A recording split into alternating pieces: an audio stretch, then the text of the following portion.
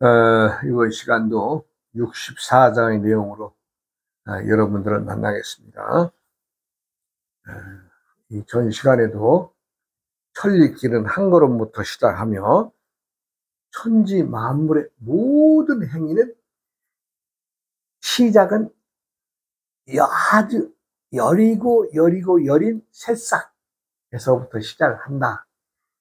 사람들의 모든 일들도 그 머릿속에서 생각해내는 그 작은 생각들이 움터서 점점점 큰 일을 만들어낸다, 이 얘기를 하는데, 내가 같은 문장에서 이 말이 변하나요? 변하지 않는 거죠.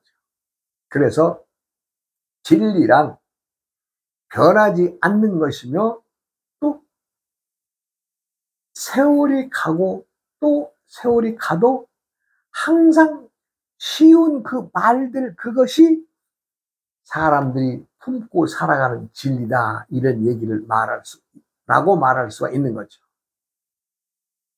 사람들이 시작할 때처럼 마지막까지 신중하다면 결코 실패하는 일이 없을 것입니다. 신정여시하니 칠무패사라. 시작할 때처럼 마지막까지 신중하면 실패하는 일은 없을 것이다. 그러나 어디 사람들이 그래져요? 조금 일을 하다가 무슨 일을 도모하면 조금의 성취가 있을 때는 이거 이렇구나 이러면서 점점 자만에 빠지거나 나태해지게 되죠. 그러다 보면은 내가 초심에 시작할 때 그 마음을 버리고 내가 돈 얼마 버니까 직원들을 몇 명 더 쓰면 더 많이 일을 하면 이익이 들어올 거야, 이렇게 생각하겠죠. 근데 그렇게 해서 일을 꾸려간다면 어떻게 돼요?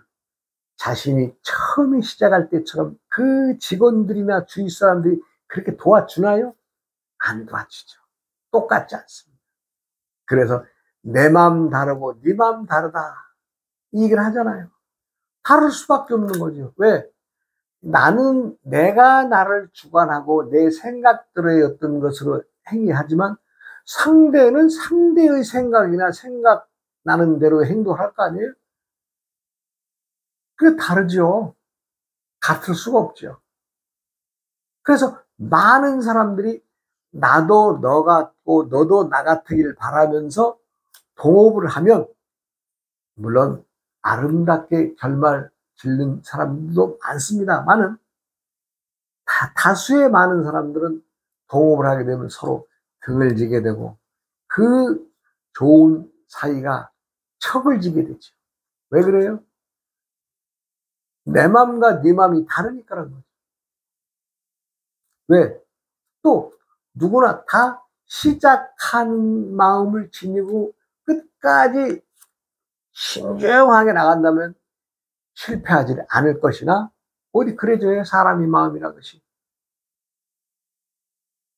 조금 지나가게 되면 내가 조금 뭘 얻게 되면 그 얻은 것에 의해서 자만을 하거나 점점점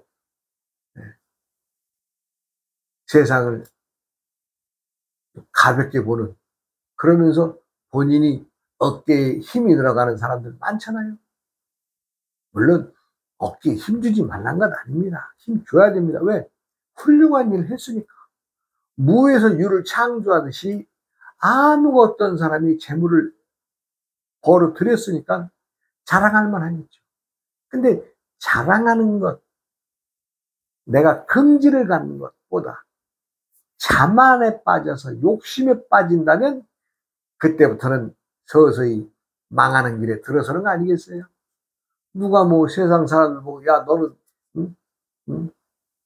성공해라, 다 말은 그러겠지만 많은 사람들은 그 반대로 야 성공해라 하라는 말 속에는 야 너 성공할 수 있겠니? 하고 의심하는 것도 말도 들어있겠죠. 남의 말은 항상 고지고대로 들어서는 안 됩니다. 그런데 내가 욕심에 빠져 있는 사람들은 남의 말을 고지고대로 듣거든요. 아, 그렇구나. 내가 잘났구나. 그렇구나. 착각하는 거죠. 초심을 잃지 않는 마음은 절대 큰 욕심을 내지 않을 것입니다. 모든 일은 한 걸음에서 시작하고 모든 재물은 기초의 자본금, 기초의 노력에서 시작하는 겁니다.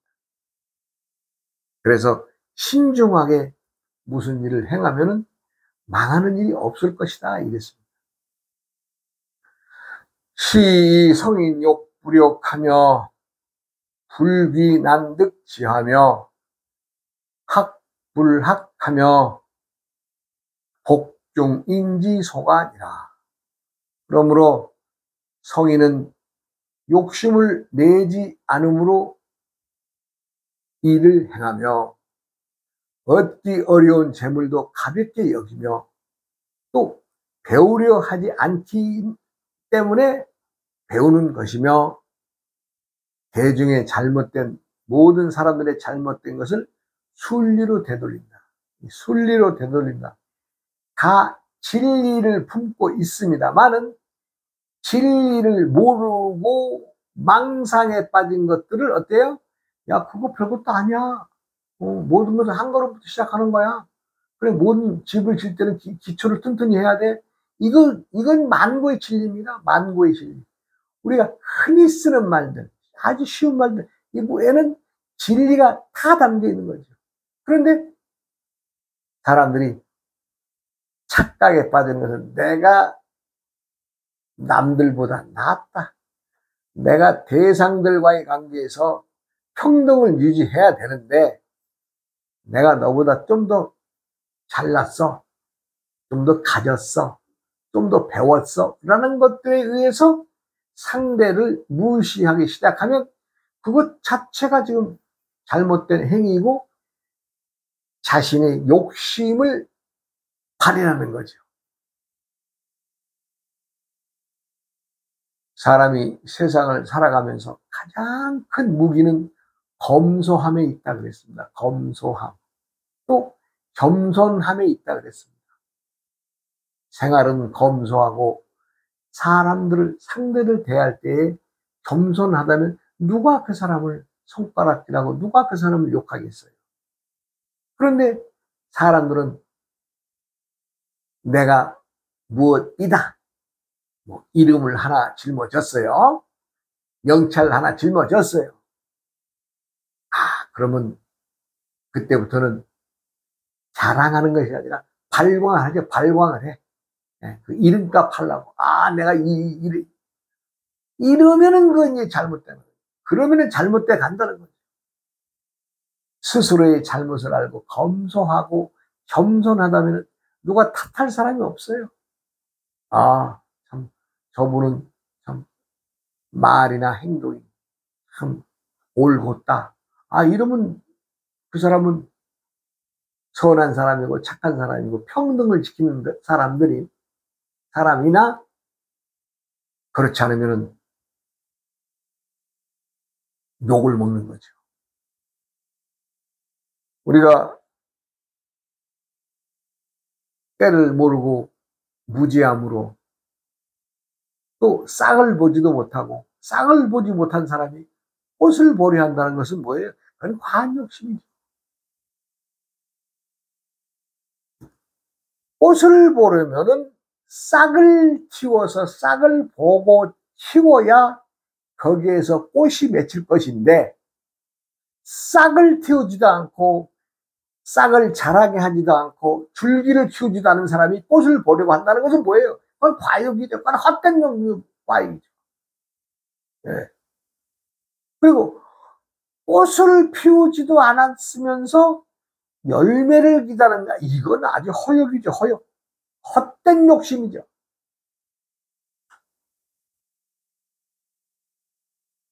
그리고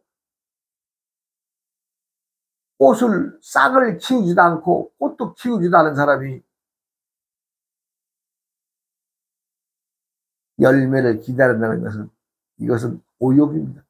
이거 아주 정말 아주 부끄러운 일입니다.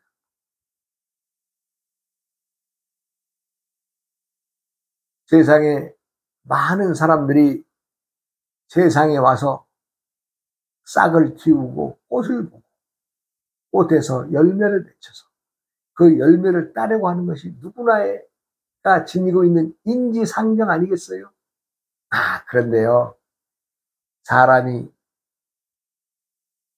꽃을 보고 꽃만을 본다면은 그건 역시도 잘못 보고 판단한 것 아니겠어요?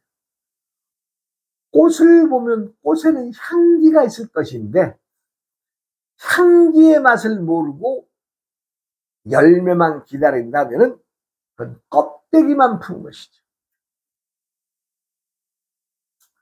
사람들은 항상 우리가 머리 위에는 밤하늘에 별들이 반짝반짝합니다. 사람들은 하늘에 반짝이는 빛을 보고 그 빛에서 지혜를 얻고 땅에서 자라는 싹과 꽃을 보고 자비를 배운다고 할 것입니다. 우리는 불가에서 말하는 지혜와 자비는 쌍두마차입니다. 쌍두마차. 이것이 존재하지 않으면 불교 자체가 존재하지 않는 거죠. 부처님의 지혜, 부처님의 지혜는 하늘에서 별이 반짝이는 것처럼 태양이 빛나는 것처럼 거기에서 우리가 지혜를 얻는다. 석가모니 부처가 온갖 출가를 해서 사실 남들이 볼 때는 우리가 석가모니 원래 본명은 십달다인데 석가모니라 그러죠. 석가적의 어른이라는 뜻인데 석가모니 부처는 왕족이에요. 왕족. 지금으로 말하자면 평민이 아니고 왕족이고 또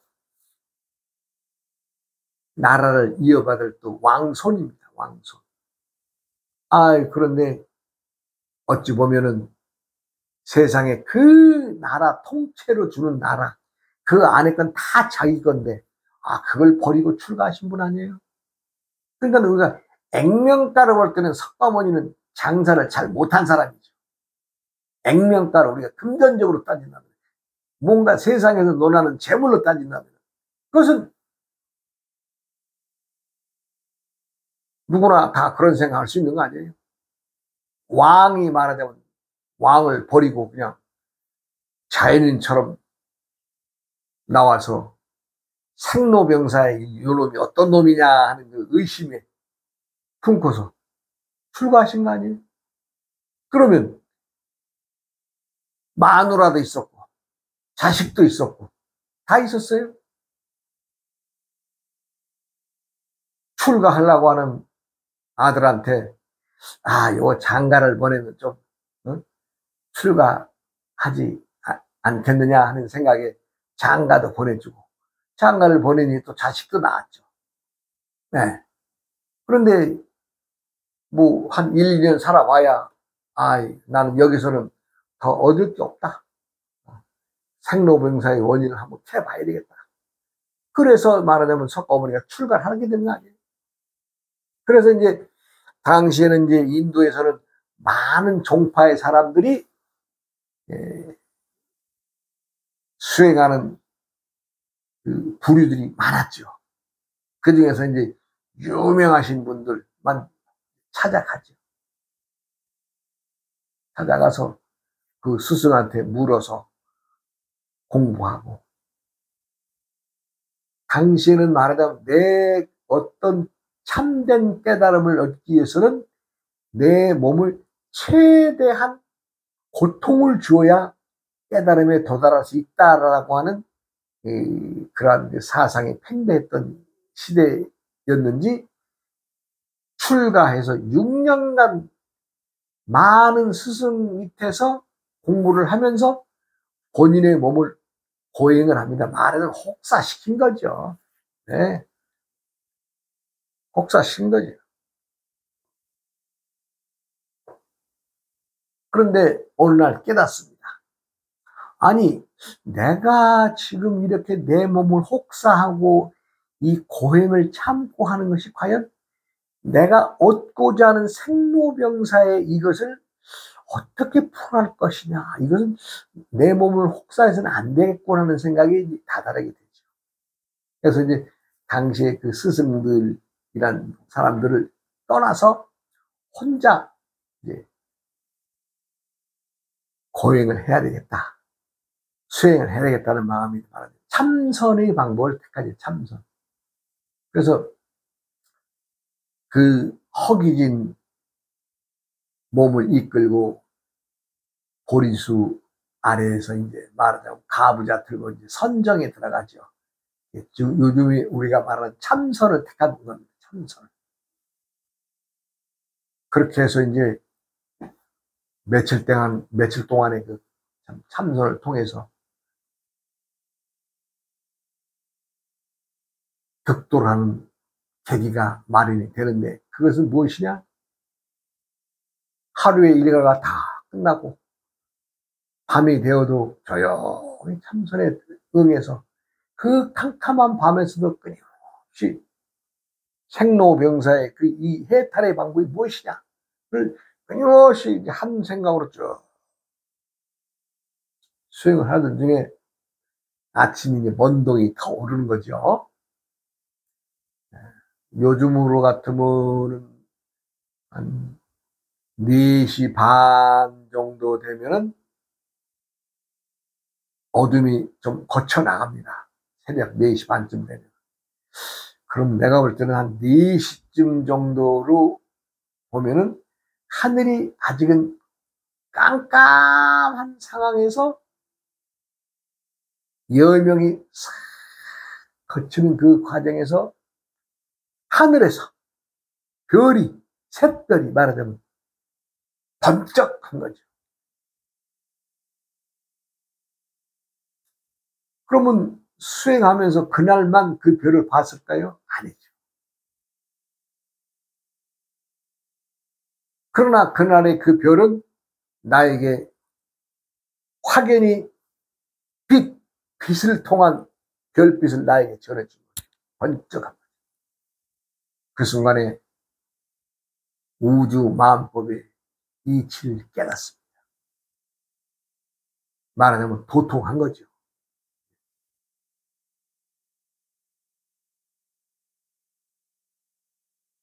그래서 불가에서는 하늘에 빛나는 별은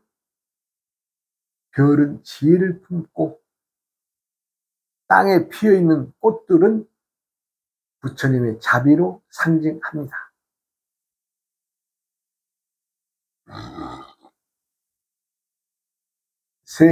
석가 세존이 지혜의 언덕을 넘어간, 그래서 반야신경에서도 마지막 아제아제 바라아제 바라승아제 모지사바, 이것이 뭐예요?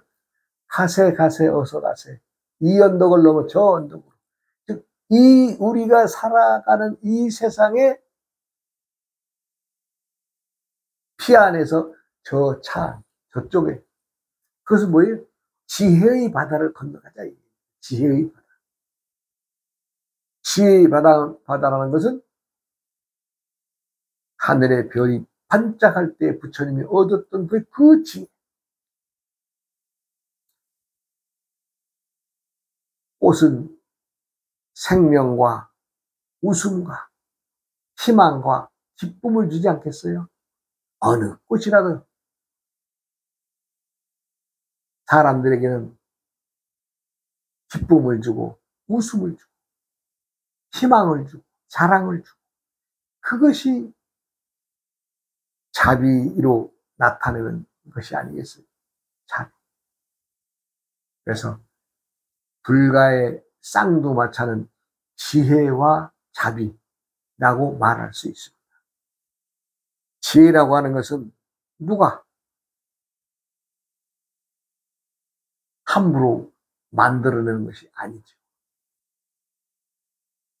수행을 하고자 하는 자들의 가장 궁극의 목적은 내가 지혜를 얻어서 이 차별의 세상에서 평등을 얻어가고자 하는 겁니다. 차별의 세상이란 말 그대로 차별이 있는 거죠. 천층만층의 사람들이 존재하는 것처럼 천층만층의 차별이 있는 거죠. 그거를 지혜로 평등으로 구현하는 세상을 바라는 것이 부처의 도리이고 수행자들이 얻고자 하는 이치 아니겠어요? 그래서 도인은, 즉 성인들은, 성인이 되면은 욕심을 내지 않는다. 그리고 재물이라고 하는 것에 크게 얽매이지도 않는다. 왜? 재물은 욕심에 의해서 오고 가는 것이기 때문에 욕심 자체를 내진 않아요. 그래서 자연은 욕심을 내지 않는 것처럼 도를 품고 도를 행하는 자는 욕심을 내지 않습니다. 부처님이 지혜란 과연 무엇이냐? 내가 부처의 지혜는 나도 없고 너도 너를 모르고, 즉 나와 너 같은 평등을 이루는 것입니다. 우리가 이제 이쁘다 그러면은 좀 한 번 더 보게 되죠. 예. 특히 남자들은 10살에서부터 80살까지 통계가 그냥 이쁘면 끝난답니다. 상대인 여자가 이쁘면 끝납니다. 그 여자가 무슨 일이고 무슨 사이를 짊어졌고 그거 따지지 않고 그냥 이쁘면 다 끝난답니다. 그런데 여자들의 입장에서 남자는요, 달라요. 10대, 20대, 30대, 40대, 50대, 60대 다 달라요. 그만큼 여자들이 더 현실적이고 실제적인 가치를 판단하는 거겠죠. 남자들은 그냥 이쁘면 끝난다는데 여자들은 달라요. 한때는 힘도 있어야 되겠지만, 또 명망도 있어야 되겠지만, 또 재물도 있어야 되겠지만, 마다마다가 달라요. 마음을 변화시키는 것은 스스로의 심지가 굳어야 되기 때문인 것은, 마음이라는 요거 딱 기준이 없어요. 기준이. 어떻게 변화한다, 기준이 없어요. 항상. 그래서 우리가 심지가 굳다는 말을 하죠. 심지가 굳다는 것은 마음의 흔들림이 이렇게 뒤집어지고 저렇게 뒤집어지고 이런 것이 없다. 사람은 항상 꽃을 보고 살아가는 것처럼 살면 됩니다. 그 꽃은 갖가지의 꽃들마다는 향기가 없는 꽃들도 있겠지만, 많은 꽃들이 제 나름대로의 향기를 내고 있는 것을 안다면, 사람이 세상을 살아가는 것의 중심은 꽃을 품고 살아가는, 아름다움을 품고 살아가는, 또 향기를 품고 살아가려고 하는 그 노력이 세상을 바뀌게 하는 게 아니겠어요? 사람은 신입니다. 사람이 신이라 하면 나만 신이 아니라 나도 신이고 너도 신이고 또 그 너머의 신도 신이고, 붙들고 있는 것이든 놓치고 있는 것이든 사람은 다 신입니다. 그래서 신들마다는 자신이 좋아하는 것과 싫어하는 호불호의 관계는 갈릴지언정 꽃을 사랑하는 마음은 같을 것입니다. 왜? 아름다운 것은 누구나 다 추구하고 좋아할 테니까. 그것은 행동으로 불가해서는 자비를 나타낸다고 하지 않았어요? 사람이 꽃을 품고 살아간다. 꽃을 품고 살아간다는 지혜를 품고 살아간다. 슬기로움을.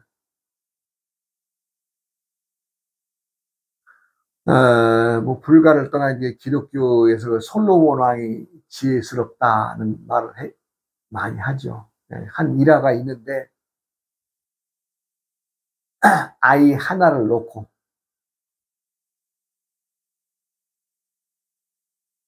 지금 애를 키우고 있는 여자 앞에 한 여자가 나타나서 그거 내 얘기다. 내가 낳았으니 나에게 돌려주라. 무슨 소리냐? 내가 낳아서 키우고 있는데 아니다. 내가 낳았다. 이러니까 싸움이 붙은 거죠.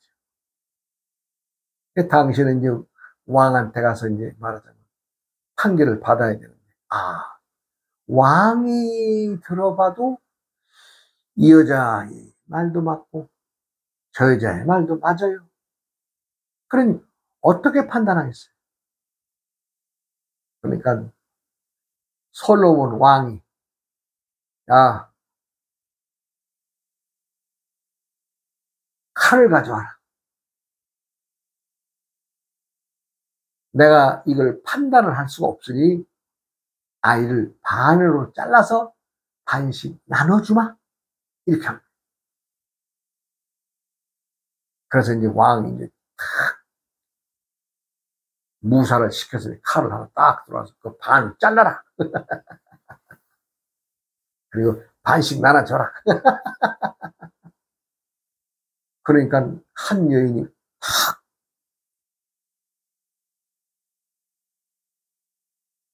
엎드리면서 제가 이 아이의 엄마가 아닙니다. 저 여인에게 주십시오.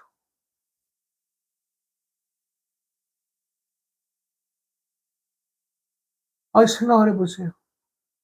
내 자식인데 남이 그렇게 와서 자기 자식이라고 하면서 주장을 하는데 왕도 판단을 못하니 반씩 잘라준다고 하니 반 자르면 그 아이 죽이는 거 아니에요? 그러니까 어미는 애를 살려야 되기 때문에 자기가 이 아이의 엄마가 아닙니다. 애는 저 여자가 어민이 키우게 해주세요. 이렇게 왕은 바로 그 자리에서 판단을 내립니다. 서 있는 여자에게는 너는 엄마가 아니다. 지금 나는 이 아이의 엄마가 아니다라고 하는 이 여자가 진짜 엄마다. 왜? 애를 살려야 되는 부모의 마음이 우리가 지혜스러움이란 어떤 일을 당할 때 마지막까지 가서도 답이 없을 때에 그 답을 낼 수 있는 사람이 지혜스러운 사람입니다. 솔로몬 왕이 저 엄마가 둘이니 반씩 잘라서 반쪽씩 나눠줘야 되겠다 라는 판단이 슬기로움에서 나온 거죠. 벌써 내다 본 거죠. 과연 생모라면은 진짜 엄마라면은 어떤 행동을 할 것인가를 딱 내다 본 거 아니에요.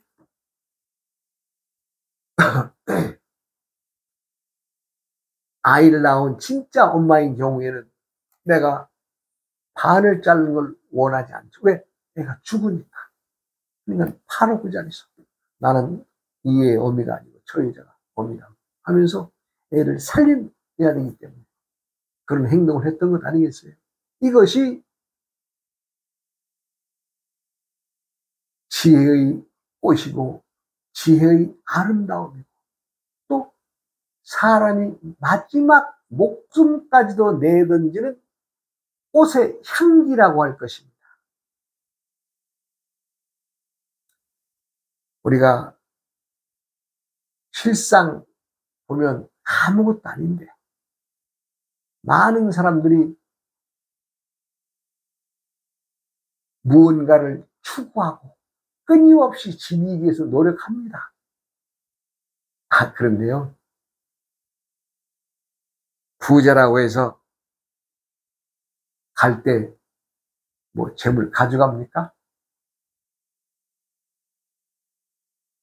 꽃을 품은 것이 지혜고 꽃에서 나는 행위, 즉 향기가 행위일 것입니다. 사람들은 시작함의 조급함보다도 마지막까지 지킬 수 있는 신중함을 지녀야 되지 않겠어요? 도라는 것은 실상 들여다보면 아무것도 아닙니다. 사람들이 살아가는 작은 진리, 네, 변하지 않는 말, 변하지 않는 행동 속에 도가 들어 있습니다. 또 다음 시간으로 이어가겠습니다. 어우어이